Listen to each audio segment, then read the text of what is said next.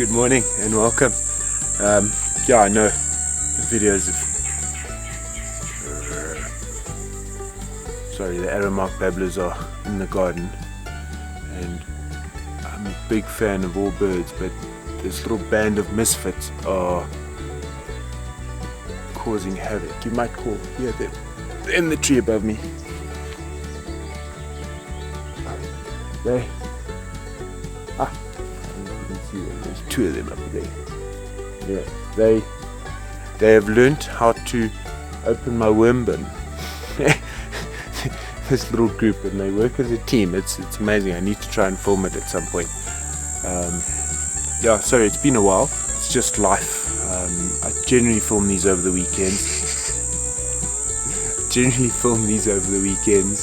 And the last 3 or 4 weekends has been activity filled, let's call it that. I'm going to show you how I make my sort of base biofertilizer, the very base of it,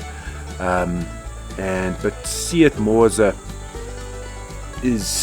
things that I put in my worm juice that comes from the worm farm, things that I add to it to aid in nutrient and mineral cycling in the garden. Just rather see it as that. The worm juice itself, the great benefit of it is as the worms eat that decomposing kitchen scraps and stuff, they've got bacteria in their little bellies as well, and as that's excreted and I pour water on it, a lot of that stuff is picked up by the water and it filters down and goes in. So these buckets that are underneath the worm farms are full of life as it is already, and I've not done analysis on this. It's a little bit what I've read on the net, but I perceive that juice is, as on its own, is incredibly rich. Then what I add to that is a bunch of things to assist it. The main thing is a culture of lactic acid bacteria that I make through rice, milk, and then I stabilize it with sugar, and sugar being the sort of a trend in how most things are stabilized. There's sugar or molasses or anything like that, and that's what I'm going to show you today. I'm going to leave the film rolling, and you might just see the arrow mark babblers coming and raiding my worms, but you might catch them. I'll leave it running.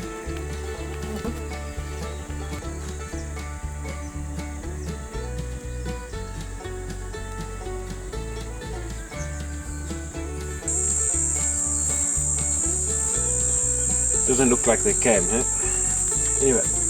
Ooh.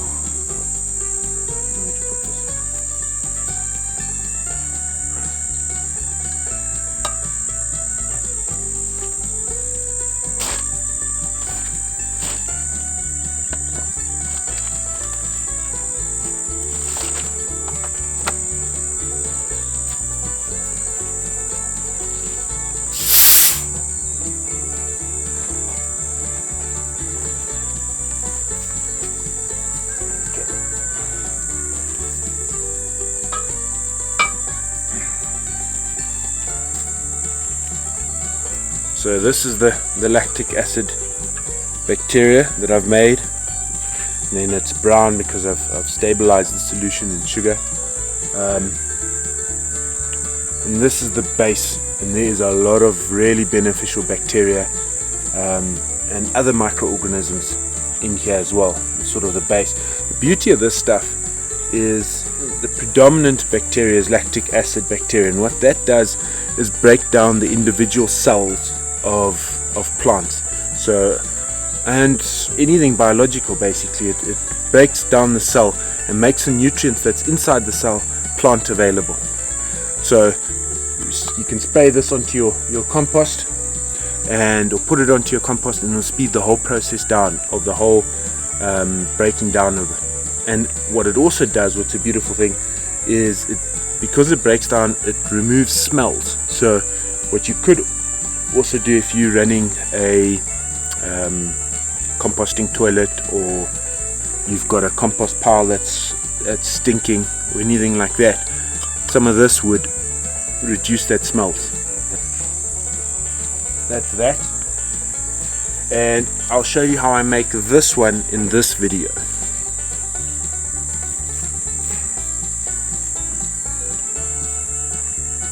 Oh, sorry, I did my back. Yeah. And then we've got things that we other additional things.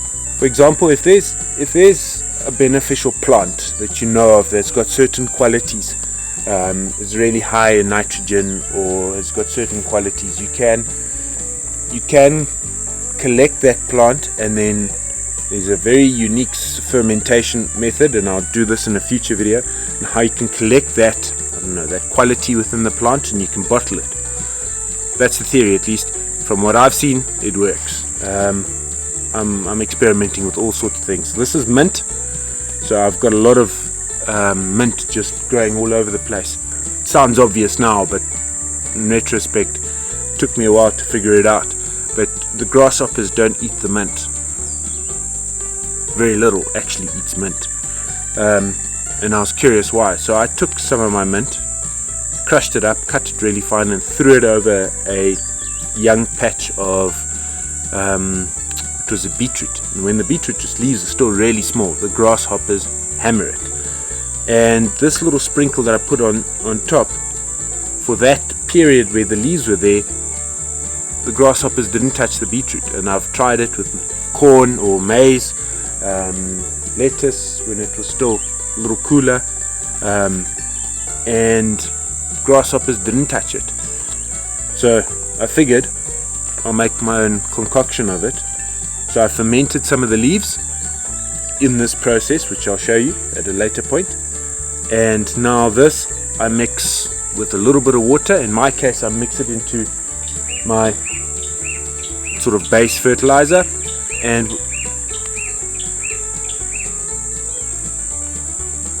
tell me in the comments what that was. There's a lot of birds at the moment.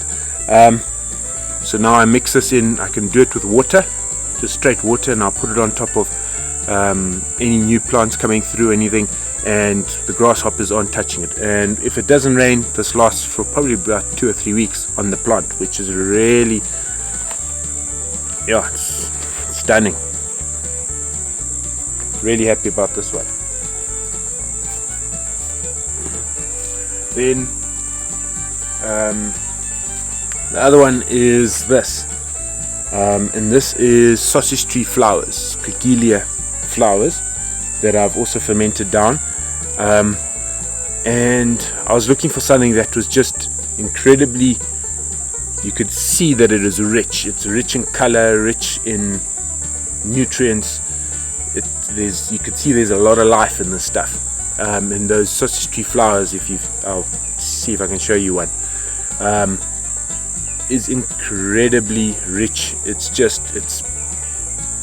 And so I fermented that down, and I put this in just to sort of, and if you know what a sausage tree is, it's incredibly medicinal plant. So there's a lot of nutrients circling in this plant system. So by collecting the leaves, which is sort of a very short, high intensive investment for the plant itself. So my thinking is that it's put a lot of nutrients into its leaves, and I wanted that, and I'm specifically targeting micro elements with this one, and vitality in as a whole. Another one I use is comfrey. Grab a leaf. Is comfrey. One of the beautiful things of comfrey is that its roots go really deep into the soil, and it picks out specifically those micro elements, and it brings it up. And it, as well as that, it's incredibly nitrogen rich. You can see by the color of the leaves. But my stock is finished, so I need to make a new one of that. And then there's a whole bunch of other things you can do. Another idea would be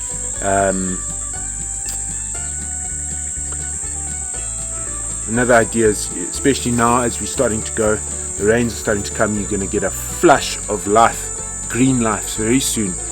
And specifically, if you get some weeds, something that grows with a lot of vigor really quickly, you cut those pieces off and ferment those hormones or whatever it would be that makes that plant grow really, really quickly. You could get that into a bottle, so to speak, and use that in this mixture as well. Anyway, just some ideas, some of the things we're playing with. I'm going to show you in this video basically how we make the lab, the middle bottle there. Yeah. Okay, so the first step in making lab, lactic acid bacteria, lactobacillus, is just getting some rice wash. So there's 1 handful, 2, 3. All we going for is on each kernel of most starchy things like rice, corn, wheat, rice, whatever. There's bacteria and things that are on here. So all we want to do is get it off the rice kernels and get it into the water. So that's a simple process. Okay. I got a shock. So we just want to mix this up. The water's milky, and then we know all the starches are off the rice, and we get all that bacteria off the rice and into the water. Hey. Yes. Hey, Nene. Hello. Oh wow, it's green. Okay, that's fine. Tian, hold that for me. Let's try not make a mess. You must try not to make a mess. Looks like a maze, the one who's getting wet. Oh no. Okay, I think you guys must jump off before we make you wet. Come. Come on, go. So we have made a mess. Yvonne, please get a cloth. Yeah. Okay. Because Mr. Park Okay. has made a mess. No, stop. This grey one. There should Okay. be more. There it is. And that's all. So we're going to give this 2 or 3 days, and you'll see that this separates. And then we'll mix this with the milk. Okay, so this is the rice water. After a couple of days, you'll see it is full of gunk, but that gunk is just alive, basically, or full of organisms and things. And we're going to culture this even further, and with milk. And best to use full cream, fresh milk. Unfortunately, you try and get something that's not pasteurized or anything like that, but I don't have access to that right now. And basically, for every liter of milk, you're going to put 100 mils of this rice wash. So this is 2 liters. You just chuck that straight into this jar. So I've waited for the milk to get to room temperature. There we go. And then we're going to take, Tian, hold this please. Okay, you know how this works, right? Yes. Okay, if we suck on this, this point is below that point, meaning it will flow. But as soon as I lift this point above that point, it will stop flowing. That's the theory. Okay, because of gravity. So watch this. Okay, I'm going to start lifting it. See? Now bring it back down below. Look. Bring it up above it, it will stop. Bring it down below, it will continue. See that? Yes. And that's because of gravity. We'll need to check exactly what forces are at play here. But anyway, okay. So you see there, it's always at the same level. So if I bring this point below that point, it will start to come out. Oh, there we go. Okay, we'll go play with that outside. I want to carry on here. Okay, so we've got our 200 plus mils of the rice wash that's been sitting for, and basically, like I explained, there's a lot of bacteria and stuff on the outside of the rice, and that's what we've collected and we've cultured. Now we're going to chuck it in with the milk, and we're going to cover this up as well and let it sit for 3 or 4 days. Okay, so there is the milk after, what's it, 5 days I think. You can see it's clearly split. What's it, curd and whey, and it's the whey that we're after. We're also going to use the curd. I try and make cheese as much as I can. This is quite firm actually. I might need to cut this up. Wait a moment. Let's just cut this one up.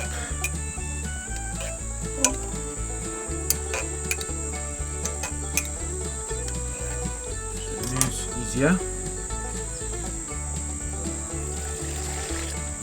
Oops. Sorry, I just can't help myself. Oh, yum. Okay, we measured it out. I needed about 1.5 kg, so that's it there. And we're just going to chuck it in. And this, all this does is the same principle as jam. It just stabilizes it so it doesn't go rotten. And I know this looks like an excessive amount of sugar, especially for us here in Zimbabwe, but this mixture does go very, very far. We'll just carry on stirring that till you stop seeing sugar at the bottom, because it's so sweet. You don't want the ants finding this. Clean it nicely.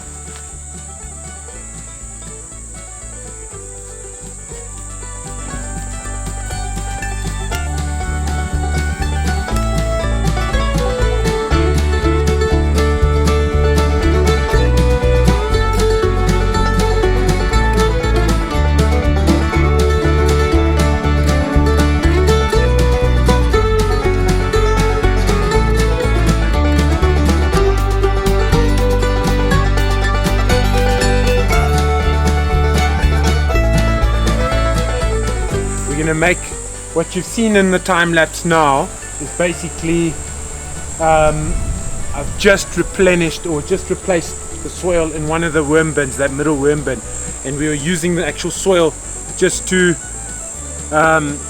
put into the ground, plant the seeds in that and put some topsoil, and then you'll see the process. If you watch there's 2 videos. If you watch how we make worm farming really simple and how we make a vegetable bed, those 2 videos together is what we basically did this morning.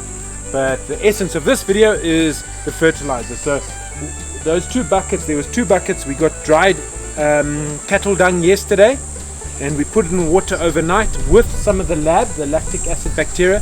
So it's been over that tonight, and I've just extracted that liquid now. So that's really nitrogen rich. So that's a really nitrogen rich foundation liquid that we're starting to work with now.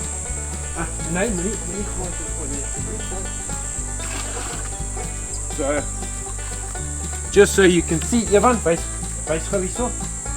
see, look how dark and rich that soil is. I mean that liquid. Really, really rich. Okay, control me so. Stop.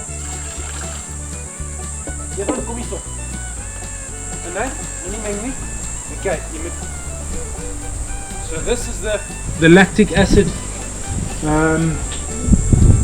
bacteria, but I need a wait.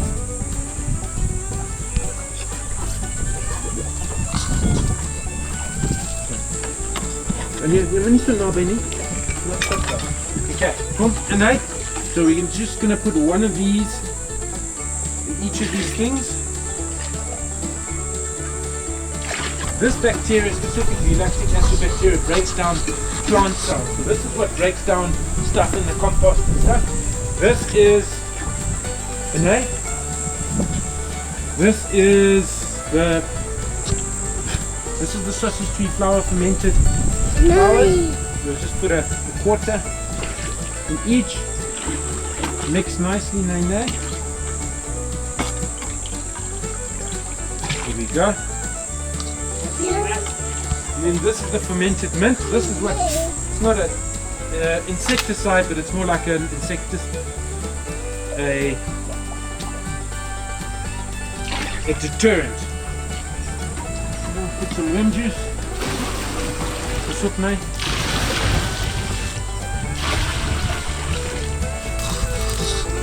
Yeah.